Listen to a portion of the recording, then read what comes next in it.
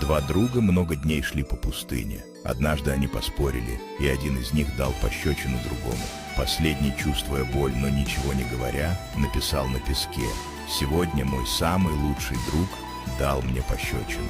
Они продолжали идти и нашли оазис, в котором решили искупаться. Тот, который получил пощечину, едва не утонул, и его друг его спас. Когда он пришел в себя, он написал на камне: «Сегодня мой самый лучший друг спас мне жизнь». Тот, кто дал пощечину и который спас жизнь своему другу, спросил его: «Когда я тебя обидел, ты написал на песке, а теперь ты пишешь на камне. Почему?» Друг ответил: «Когда кто-либо нас обижает, мы должны написать это на песке, чтобы ветры могли стереть это.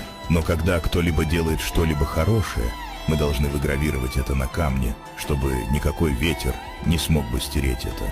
Если вы не следите за нами, вы, возможно, больше никогда нас не увидите. Но если вы